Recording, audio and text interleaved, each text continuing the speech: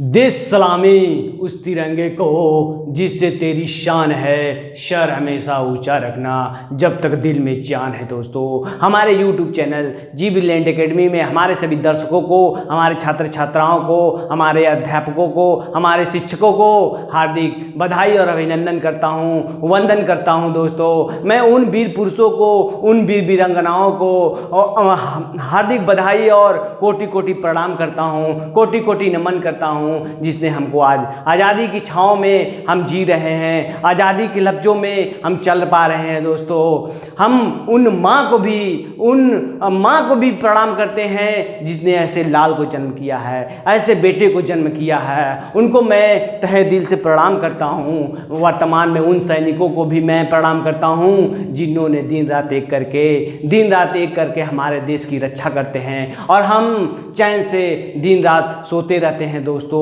उनको मैं तहे दिल से 75वां स्वतंत्रता दिवस के शुभ अवसर पर हार्दिक बधाई और अभिनंदन करता हूं और तहे दिल से मैं प्रणाम करता हूं। दोस्तों, अगर स्पष्ट हम करना चाहते हैं प्राचीन काल, आधुनिक और प्राचीन, मध्यकालीन और आधुनिक इतिहासों से हम स्पष्ट करना चाहते हैं, हमारे दादाओं ने, हमारे परदादाओं ने, हमारे इतिहासकारों ने, हमारे साहित्यकारों ने ये हमको बताया हुआ है कि प्राचीन काल में हमारे देश में, हमारे भारत में सबसे ज़्यादा मसालों की खेती होती थी, सबसे ज़्यादा मसाला पैदा होता था, सबसे ज़्यादा मसाला पैदा होता था। इसीलिए विदेशी व्यापारी आते थे, हमारे यहाँ से मसाला लेके जाते थे, उतना ही सोना देके जाते थे। दोस्तों, इसलिए भारत को सोने की चिड़िया कहा जाता था। ये संभव हो पाया विक्रमादित्य के शासनकाल में, और उस समय भारत की अर्थव्यवस्था सबसे बड़ी थी, सबसे इकोनॉमी सबसे बड़ी थी। दोस्तों, इसीलिए हम बात कर रहे हैं। अगर बात करें हम मध्यकालीन भारत में, तो कौन सा वो व्यक्ति आया था, कौन सा वो विदेशी यात्री आया था कि जो हमारे देश में, हमारे भारत में भारत को गुलामी की जंजीरों से जकड़ लिया था। दोस्तों, वो कोई और नहीं था, यूरोप से आया हुआ पुर्तगाली देश का वास्को डी गामा 1498 ईस्वी में भारत की धरती पर जब कदम रखा, केरल के कालीकट पर, तो उस समय हमारे देश का राजा जमोरिन था। लेकिन राजा जमोरिन को ये नहीं पता था कि जो विदेशी आया हुआ है वो मेरी मौत बन के आया हुआ है, हमको मौत के घाट उतार देगा। ये पता नहीं था राजा जमोरिन को। कोई 1 साल रहने के बाद राजा जमोरिन के राज दरबार में रहने के बाद राजा जमोरिन के मौत के घाट उतार दिया, और उसके बाद क्या किया, वो खुद राजा बन के राजगद्दी, राजपाट सब संभालने लगा पूरे केरल को। उसके बाद वो जब जाने लगा पहली बार, तो पूरे 7 जहाज सोने के सिरफिया लेके अपने पुर्तगाल गया। फिर वो दूसरी बार आया तो 11 जहाज लेके गया था। दोस्तों, पूरे सिरफिया भर के 11 जहाज लेके गया था। तीसरी बार आया तो 22 जहाज सोने के सिरफिया लेके अपने पुर्तगाल गया था। तब तक पूरे यूरोपीय देशों में, पूरे एशिया में हाकम मच गया कि भारत कोई एक ऐसा देश है जहाँ पर जिसको सोने की चिड़िया लोग कहते हैं, वहाँ पर सोना बहुत ज़्यादा पर्याप्त मात्रा में मिलता है। वहाँ से लोग आए, उसके बाद पुर्तगाल के बाद डच भी आए, पुर्तगाल के बाद डच के बाद डेनिश भी आए, हॉलैंड भी आए, स्पेनिश भी आए। दोस्तों, आए, सब चले गए, लेकिन अंग्रेज जब आए तो ये सोच के आए थे हमको भारत को गुलाम बनाना है, व्यापार के साथ साथ भारत को गुलाम बनाना है। दोस्तों, 1608 में महारानी एलिजाबेथ का शासन उस समय चल रहा था। 1660 में हाकिन्स मुनरो हेक्टर नामक जहाज लेके जब भारत की धरती पर सूरत बंदरगाह पर वो जब कदम रखा, तब सबसे पहले वो जहांगीर का उस समय शासन चल रहा था। मुगल शासक जहांगीर का शासन चल रहा था, जिसकी राजधानी आगरा में थी। वो डायरेक्ट गया वहाँ पर मिलने के लिए, और जहांगीर उसको एक फरमान जारी कर दिया। जारी करने के बाद वहाँ पर पूरे देश में जगह जगह पर उन्होंने व्यापारिक केंद्र खोल दिया। व्यापारिक केंद्र खोलने के बाद अपने देश को, हमारे भारत को अपने अधीन धीरे धीरे अधीन करना चालू कर दिया था। दोस्तों, अगर बात करें हम 1757 की, प्लासी का युद्ध की, बक्सर के युद्ध की, उसके बाद मेरा देश गुलाम हो गया, पूर्ण रूप से ईस्ट इंडिया कंपनी के हाथों में हो गया था दोस्तों। अगर सिराजुद्दौला का जो महामंत्री मीर जाफर ने अगर सिराजुद्दौला के साथ गद्दारी नहीं किया होता तो मेरा देश कतई नहीं गुलाम होता। सिराजुद्दौला तो चाहता था कि ईस्ट इंडिया को हमने भारत के बाहर खदेड़ के रखना है, बाहर एकदम अंग्रेज को एकदम बाहर खदेड़ना है दोस्तों। लेकिन मीर जाफर के गद्दारी करने के कारण प्लासी का युद्ध हारना पड़ा। हारना क्या पड़ा, लॉर्ड क्लाइव के बाद सोचिए 300 सैनिक थे, जबकि सिराजुद्दौला के पास 18,000 सैनिक थे। अगर ये युद्ध चलता तो 1 घंटा से भी कम समय में पूरा निपट जाता दोस्तों। लेकिन मीर जाफर के गद्दारी करने के कारण प्लासी का युद्ध हारना पड़ा। लॉर्ड क्लाइव और मीर जाफर एक दूसरे से मिल गए थे। मीर जाफर को इन्हें बोला था, लॉर्ड क्लाइव बोला था कि अगर ये युद्ध हम जीत जाते थे बंगाल की नवाबी आप करोगे, मीर जाफर करेगा। लेकिन गद्दी के लालच में आकर मीर जाफर लॉर्ड क्लाइव का पूरा साथ दे दिया। लॉर्ड क्लाइव को ये बताया कि जिस दिन हम नमाज पढ़ेंगे उस दिन ही तुम हमला करना, मेरे बंगाल पर हमला करना। तो ठीक ऐसा ही हुआ दोस्तों। सारे सैनिक नमाज पढ़ने चले गए, लॉर्ड क्लाइव ने हमला बोल दिया और प्लासी का युद्ध सिराजुद्दौला ने हार गया। कुछ दिन बाद सिराजुद्दौला की भी हत्या कर दी गई और बंगाल का नवाब मीर जाफर बन गया और बंगाल की उर्सामी राजधानी थी मुर्शिदाबाद दोस्तों। इसके बाद कठपुतली तो बन गया मीर जाफर। इसके बाद कठपुतली बनने के बाद मीर जाफर को हटा के अंग्रेज ने, लॉर्ड क्लाइव ने हटाकर मीर कासिम को रख दिया। मीर कासिम ने कठपुतली तो बना था जरूर, लेकिन उनके हाथ नहीं लगने वाला था। वो जैसे कहता था ठीक उल्टा मीर कासिम चलता था। इसीलिए तंग आकर मीर कासिम ने बक्सर का युद्ध करना पड़ा। 1764 में मीर कासिम ने टॉमस मुनरो के साथ युद्ध करना पड़ा, जबकि मीर कासिम हार गया। उसके बाद मेरा भारत पूर्ण रूप से ईस्ट इंडिया कंपनी के हाथों में चला गया था। ईस्ट इंडिया कंपनी का शासन धीरे धीरे पूर्ण रूप से आ गया था मेरे भारत पर। अब मेरा देश, मेरा भारत पूर्ण रूप से गुलाम हो चुका था दोस्तों। अगर बात करें 100 साल बाद कौन सा ऐसा क्रांतिकारी आया जिसने सबसे पहले अंग्रेजों के खिलाफ आंदोलन कर दिया था दोस्तों। 1858 की क्रांति वो मंगल पांडे हैं जिसने अंग्रेजों के खिलाफ सबसे पहले आंदोलन किया था दोस्तों। 1858 की क्रांति के समय उत्तर भारत में तो आंदोलन चल रहा था, पूर्वी भारत में तो आंदोलन चल रहा था दोस्तों। लेकिन दक्षिणी और पश्चिमी भारत में आंदोलन न चलने के कारण ये आंदोलन असफल हो गया दोस्तों।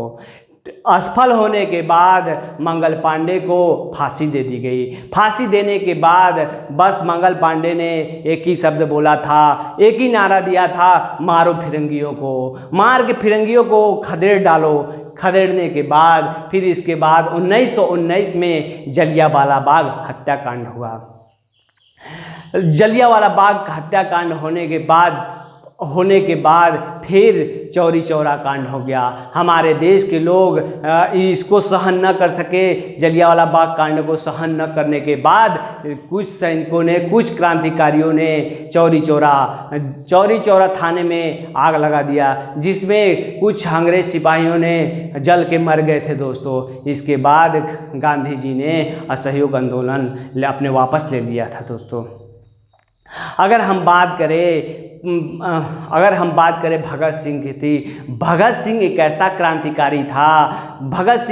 क्रांतिकारी था जिसने जलियांवाला बाग कांड देखने के समय उसकी उम्र मात्र 13 वर्ष थी। उसने उस समय प्रण ले लिया था कि जब तक हम भारत को आज़ादी नहीं दिला देंगे तब तक हम चैन से बैठेंगे नहीं दोस्तों। आज़ाद भारत भगत सिंह ने अपने स्कूलों में पढ़ने के में तो 1 नंबर के थे, पढ़ने लिखने में बहुत इंटेलिजेंट थे दोस्तों। लेकिन उन्होंने ये कहा कि जो देश अंग्रेज़ों का गुलाम है उसको अपने गुलामी की चिंता करना चाहिए, न कि अपने ज़िंदगी की चिंता करना चाहिए, न कि अपने नौकरी की चिंता करना चाहिए, न कि अपने कैरियर की चिंता करनी चाहिए दोस्तों। अगर हम बात करें भगत सिंह, तो भगत सिंह वहीं से प्रण लेने के बाद 1924 में जो काबा Chandrashekhar Azad Hindustan socialist Republican association से के अध्यक्ष थे, उसमें जाके वो भर्ती हो गए दोस्तों। उसके बाद भगत सिंह राजगुरु और सुखदेव 23 मार्च 1931 को हंसते हंसते फांसी पर चढ़ गए दोस्तों। इसलिए चढ़ गए कि भगत सिंह ने 1929 में खाली बेंचों पर असेंबली में वो बम फेंका था, न कि वो सैंडर्स की हत्या जब किया था दोस्तों, भगत सिंह ने ही सैंडर्स की हत्या किया था। तब पूरे अंग्रेज में, पूरे विदेश में ये हड़कंप हो गया था, कौन व्यक्ति है जो सैंडर्स की हत्या करती थी दोस्तों। एक बात और हम बता दें, साइमन जो कमीशन आया था 1928 में, उस समय लाला लाजपत राय ने गो बैक नारा कर दिया, go back Simon go back. इसीलिए लाला लाजपत राय पर स्कॉट ने लाठीचार्ज शुरू कर दिया और लाला लाजपत राय की मृत्यु हो गई दोस्तों। मृत्यु होने के बाद भगत सिंह ने स्कॉट को मारने के लिए निकला था, लेकिन इत्तेफाक ये थे कि वो सैंडर्स को मार दिया था। सैंडर्स को मारने के बाद ही पूरे अंग्रेज में, पूरे विदेशी में पूरा हड़कंप मचने के बाद भगत सिंह की खोजाई होने लगी थी दोस्तों।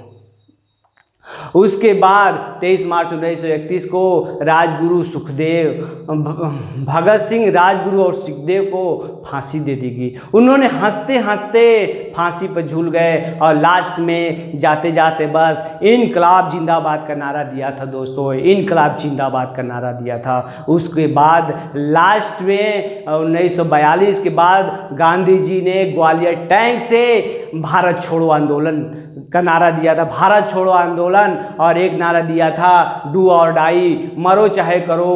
और उसके बाद अंग्रेज को ये लग गया कि अब भारतीय संभलने वाले नहीं है, अब इनको आज़ादी करना ही करना है दोस्तों। 1945 तक, 1939 से लेकर 1945 तक विश्व युद्ध भी उधर से चल रहा था। इधर महात्मा गांधी ने भारत छोड़ो आंदोलन, एक आंदोलन कर दिए थे और ग्वालियर टैंक पे करो या मरो का नारा दे दिए थे दोस्तों। उसके बाद अंग्रेज 15 अगस्त 1947 को देश को आज़ाद कर दिए थे, देश को गुलामी से आज़ाद कर दिए थे। लेकिन अंग्रेज़ों के पास एक मंत्र और था, फूट डालो और राज करो। एक बात और बता देते हैं कि भारत 1948 को आज़ाद होना था, लेकिन जिन्ना की वजह से 15 अगस्त 1947 को मेरा देश आज़ाद हो गया, इसलिए कि जिन्ना ने एक पाकिस्तान की मांग करने लगा था दोस्तों। इसीलिए अंग्रेज ने 1948 के बजाय 15 अगस्त 1947 को हमारे देश को आज़ाद कर दिए थे। मतलब कहने में 15 अगस्त 1947 को उन वीर सैनिकों को याद करने का दिन है, उन क्रांतिकारियों को याद करने का दिन है, जैसे भगत सिंह, जैसे खुदीराम बोस, जैसे राम प्रसाद बिस्मिल्ला, जैसे 15 अगस्त के उम्र में वो व्यक्ति शहीद हो गया जिसका नाम खुदीराम बोस था, जिसकी खेलने खाने की उम्र थी दोस्तों, घूमने फिरने की उम्र थी दोस्तों। ऐसे क्रांतिकारियों को मैं सत सत नमन करता हूँ, कोटि कोटि नमन करता हूँ दोस्तों। आज का दिन उन वीर वीरंगनाओं को याद करने का दिन है, आज का दिन उन राजनीतिज्ञों को याद करने का दिन है जिसने तन मन धन से पूरे भारत को आज़ादी दिलाई थी दोस्तों। आज मैं उन लोगों का नाम लेना चाहता हूं जिसने भारत में रहकर, भारतीय क्रांतिकारियों रहकर उसने अंग्रेजों से छुटकारा मिलवाई थी दोस्तों। जैसे राजनीतिक गुरुओं की बात करें जो राजनीतिक में रहकर तन मन धन से अपनी सेवा दी थी दोस्तों, जैसे महात्मा गांधी अमर रहे, पंडित जवाहरलाल नेहरू अमर रहे, सरदार वल्लभ भाई पटेल अमर रहे, राजेंद्र प्रसाद अमर रहे। 75वां स्वतंत्रता दिवस के शुभ अवसर पर इन लोगों का नाम लिया जाता है, पूरे क्रांतिकारियों का नाम लिया जाता है जिसने हम लोग को आज़ादी दिलाई दोस्तों। धन्यवाद। मैं लास्ट में मैं ये बोलना चाहता हूँ कि मेरा देश, मेरा भारत महान था, महान है, महान रहेगा दोस्तों। जय हिंद, जय भारत, वंदे मातरम।